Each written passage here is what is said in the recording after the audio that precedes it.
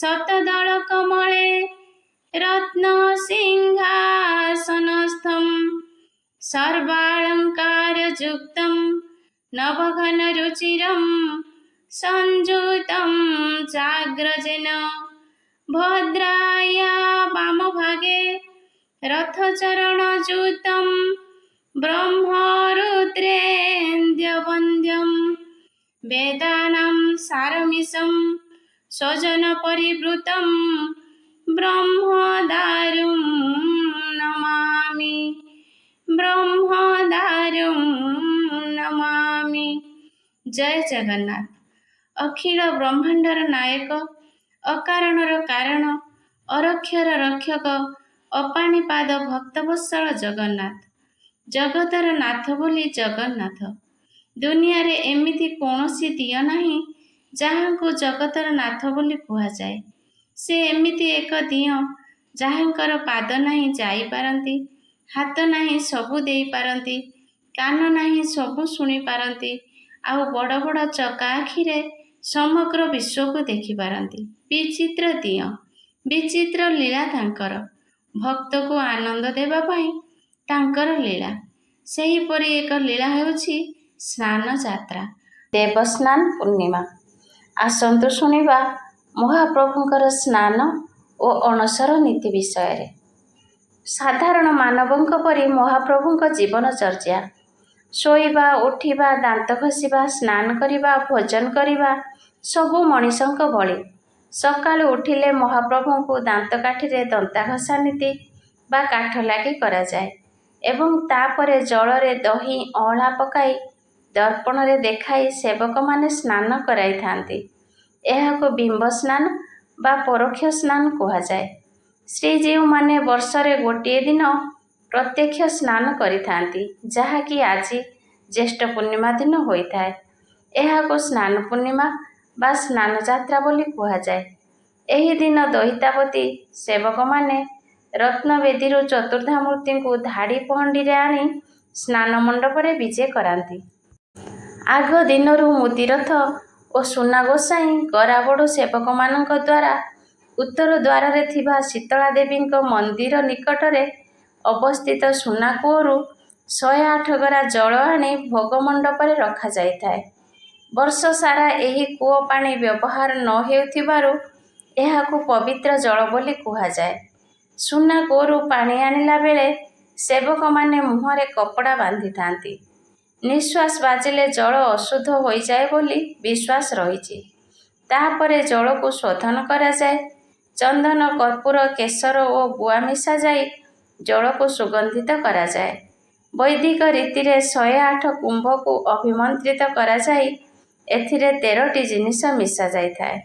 सेगुड़िक हेला अष्टबंध, हरिताल, बाहाड़ा, कृष्ण अगुरु, आमकली, गोरचना, फुसीर, ताम्रपर्णी, देवदारू, संचिष्टा, मुथा, सोमपर्णी और लोधा। एही अभिमंत्रित शीतल जलरे स्नान करती श्रीजीव माने। लक्ष लक्ष भक्त अपेक्षा करी रही थांती एही मनोरम दृश्य को देखिबा पाई। 108 गरा पानीरु श्री बलभद्र को 33 गरा, माँ सुभद्रा को 22 गरा, श्री जगन्नाथ को 35 गरा और श्री सुदर्शन को 18 गरा पानी रे स्नान विधि संपन्न करा जाई थाए। कहिबा बाहुल्य जहाँक पयरु गंगा माता सृष्टि से पुणी भक्त माने पानी ढाली गाधोई देवार लीला करती। बड़ विचित्र ए लीला। महास्नान परे स्नान वेदी रे महाप्रभुंकर गजानन वेश अनुष्ठित हुए। भक्त गणपति भट्टଙ୍କ उद्देश्य रे एही वेश होइथाए। कुहा जाए भक्त गणपति भट्ट कर्णाटकर एक ब्राह्मण परिवार रे जन्म ग्रहण करथिले। से थिले प्रभु गणनाथंकर उपासक। थरे से सुनिले जे पुरुषोत्तम क्षेत्र रे स्वयं दारुब्रह्म विजे करिसंती। सेतेबेले गाड़ी मोटर सुविधा नथिला, तेणु से चिंता कले पादरे चाली चाली श्रीक्षेत्र आसिबे। आसिबा बाटरे कोठी कौन मिलिले खाती नहेले उपवास रुहंती। बहु दिन परे शेषरे से आसी श्रीक्षेत्र रे पहुँचिले। जोगकु सेही दिन थाए स्नान पूर्णिमा। स्नान वेदी रे जेतेबेले गणपति भट्ट प्रभु को दर्शन कले ସେ ତାଙ୍କର ଆରାଧ୍ୟ ଗଣେଶଙ୍କୁ ଦେଖିପାରିଲେ ନାହିଁ। ତେଣୁ ମନ କଷ୍ଟରେ ଫେରି ଯାଉଥିବା ବେଳେ ପ୍ରଭୁ ବ୍ରାହ୍ମଣ ବେଶରେ ତାଙ୍କୁ ଆଉ ଥରେ ଦର୍ଶନ କରିବା ପାଇଁ କହିଲେ। ଗଣପତି ଭଟ୍ଟ ଫେରି ଦେଖିଲେ ସ୍ନାନ ମଣ୍ଡପରେ ଚତୁର୍ଦ୍ଧାମୂର୍ତ୍ତି ହାତୀ ବେଶରେ ବିଦ୍ୟମାନ। ଶ୍ରୀଜୀଉଙ୍କୁ ଗଜାନନ ବେଶରେ ଦେଖି ଗଣପତି ଭଟ୍ଟ ପ୍ରଭୁଙ୍କ ପାଦ ତଳେ ପଡ଼ିଗଲେ। ସେହି ଦିନଠାରୁ ଭକ୍ତର ମନ ରଖିବା ପାଇଁ ସ୍ନାନ ପୂର୍ଣ୍ଣିମାରେ ଏହି ହାତୀ ବେଶ ଅନୁଷ୍ଠିତ ହୋଇଥାଏ। ଏହି ହାତୀ ବେଶ ଧାରଣ ପାଇଁ ଶ୍ରୀ ଜଗନ୍ନାଥଙ୍କ ପାଇଁ ଗୋପାଳ ତୀର୍ଥ ମଠରୁ ପୋଷାକ ଆସିଥାଏ ଓ ରାଘବ ଦାସ ମଠରୁ ଶ୍ରୀ ବଳଭଦ୍ର ଓ ମା ସୁଭଦ୍ରାଙ୍କ ପାଇଁ ପୋଷାକ ଆସିଥାଏ। ଆଷାଢ଼ର ନୂଆ ପାଣିରେ ଗାଧୋଇଲେ ଯେମିତି ମଣିଷମାନଙ୍କୁ ଜ୍ୱର ହୋଇଥାଏ, ସେହିଭଳି ମହାସ୍ନାନ ପରେ ଶ୍ରୀଜୀଉମାନଙ୍କୁ ଜ୍ୱର ହୋଇଥାଏ। ଜ୍ୱର ହେଲା ବୋଲି ଜ୍ୟେଷ୍ଠ ପୂର୍ଣ୍ଣିମାର ଅର୍ଦ୍ଧରାତ୍ରିରେ ଶ୍ୱେତ ପୁଷ୍ପ ଦେଇ ଦଇତାପତିମାନେ ଶ୍ରୀଜୀଉଙ୍କୁ ନିଭୃତ କନ୍ଦର ବା ଅଣସର ଘରକୁ ନେଇଯାଆନ୍ତି। ଆରମ୍ଭ ହୁଏ ଗୁପ୍ତ ସେବା। ଦଇତାପତି ସେବକମାନେ ଅଙ୍ଗ ଲାଗି ସେବକ ଭାବରେ ପ୍ରଭୁଙ୍କର ସେବା କରନ୍ତି। ଶ୍ରୀଜୀଉମାନେ 15 ଦିନ ପର୍ଯ୍ୟନ୍ତ ଏହି ଅଣସର ଘରେ ରୁହନ୍ତି। ସାଧାରଣ ଲୋକଟିକୁ ଜ୍ୱର ହେଲେ ଯେମିତି ପଥିରେ ରହିବାକୁ ହୁଏ, ସେମିତି ଶ୍ରୀଜୀଉମାନଙ୍କୁ ପଥିରେ ରହିବାକୁ ହୁଏ। ଅଣସର ଘରେ ଶ୍ରୀଜୀଉଙ୍କର ଓଦା ବସ୍ତ୍ର ଫିଟାଯାଇ ଶ୍ୱେତ ବସ୍ତ୍ର ପରିଧାନ କରାଯାଏ। ପଞ୍ଚମୀ ପର୍ଯ୍ୟନ୍ତ କେବଳ ଚକଟା ମଇଲମ ଭୋଗ ଲଗାଯାଏ। ଶବର ପରମ୍ପରା ଅନୁସାରେ କିଛି ବି ମନ୍ତ୍ର ଯନ୍ତ୍ର ଘଣ୍ଟ ଘଣ୍ଟା କିଛି ବି ହୁଏ ନାହିଁ। ଏପଟେ ଏହି 15 ଦିନ ଭକ୍ତମାନେ ଶ୍ରୀଜୀଉଙ୍କ ଦର୍ଶନରୁ ବଞ୍ଚିତ ହୁଅନ୍ତି। ଏହି ସମୟରେ ଶ୍ରୀମନ୍ଦିରରେ ଠାକୁରଙ୍କର ପଟ୍ଟଚିତ୍ରକୁ ପୂଜା କରାଯାଏ। ଏହାକୁ ପଟ୍ଟଦିଅଁ ପୂଜା କୁହାଯାଏ। 5 ଦିନ ପରେ ଶ୍ରୀଜୀଉଙ୍କ ଉତ୍ତାପ କମାଇବା ପାଇଁ ଶୀତଳ ସୁଗନ୍ଧଯୁକ୍ତ ଫୁଲୁରି ତେଲ ଲାଗି କରାଯାଏ। ଦଇତାପତିମାନେ ହବିଷ ଖାଇ ଏହି ସେବା କରିଥାନ୍ତି। ପରମ୍ପରା ଅନୁଯାୟୀ ବଡ଼ବଡ଼ିଆ ମଠରୁ ଏହି ଫୁଲୁରି ତେଲ ଆସିଥାଏ।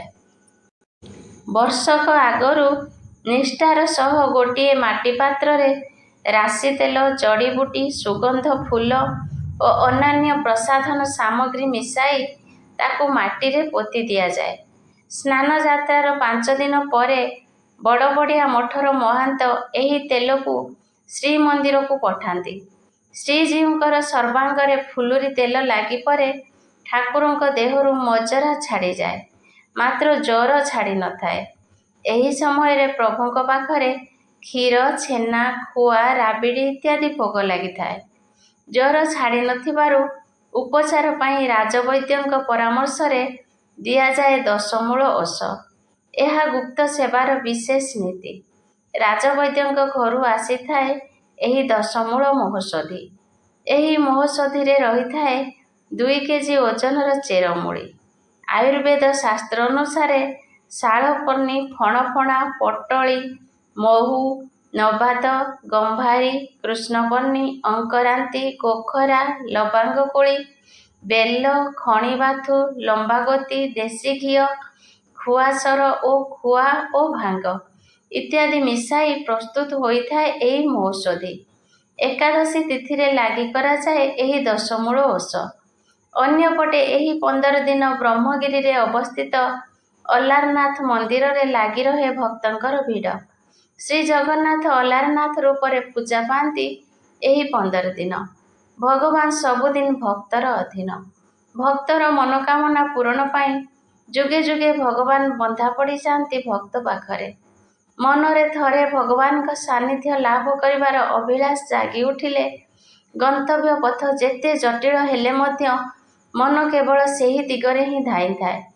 ଏଥିପାଇଁ ନୀତିପୂର୍ଣ୍ଣ ଜୀବନଯାପନ ତଥା ଏକାଗ୍ରତା ଜୀବନକୁ ପରମ ସହିତ ଭେଟ କରିବାର ସହାୟତା କରିଥାଏ। ସେହିପରି ଭକ୍ତ ମାଧବ ଦାସ, ଫଳାହାରୀ ମଠର ମହନ୍ତ ଗୋସାଇଁ, ଫଳାହାର କରନ୍ତି ବୋଲି ଏହି ମଠର ନାମ ଏପରି ହୋଇଛି।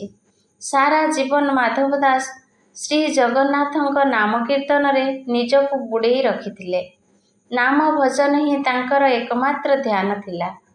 ଫଳାହାର କରୁଥିବାରୁ ସେ ଶତାଧିକ ବର୍ଷ ବଞ୍ଚିଥିଲେ। ବୃଦ୍ଧ ହୋଇଯିବା ପରେ ଏକଦା ମାଧବ ଦାସ ଅତିସାର ରୋଗରେ ପୀଡ଼ିତ ହୋଇପଡ଼ିଲେ। ଯେତେ ଉପଚାର କଲେ ମଧ୍ୟ କୌଣସି ଫଳ ମିଳିଲା ନାହିଁ।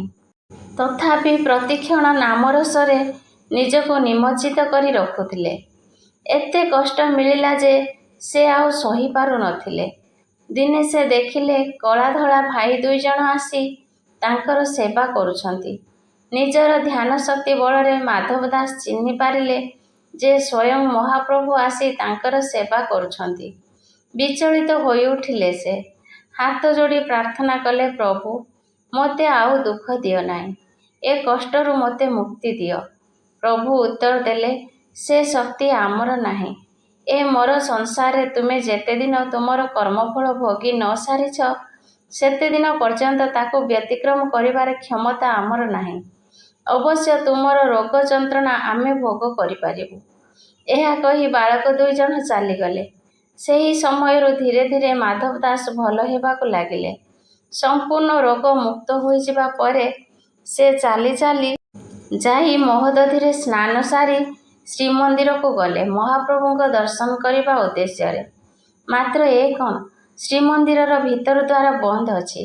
ତେଣୁ ସେ ଉଚ୍ଚ ସ୍ୱରରେ ଡାକ ପକାଇଲେ, ହେ ମହାପ୍ରଭୁ, ଏ ଅଧମକୁ ଟିକେ ଦର୍ଶନ ଦିଅନ୍ତୁ। କେତେ ଦିନ ହେଲା ଦର୍ଶନ କରିନାହିଁ। ଟିକେ ଦର୍ଶନ ଦିଅ ପ୍ରଭୁ। ଭିତରୁ ବଡ଼ପଣ୍ଡା ଉତ୍ତର ଦେଲେ, ଦର୍ଶନ ମିଳିପାରିବ ନାହିଁ। ଠାକୁରଙ୍କୁ ଜ୍ୱର ହୋଇଛି।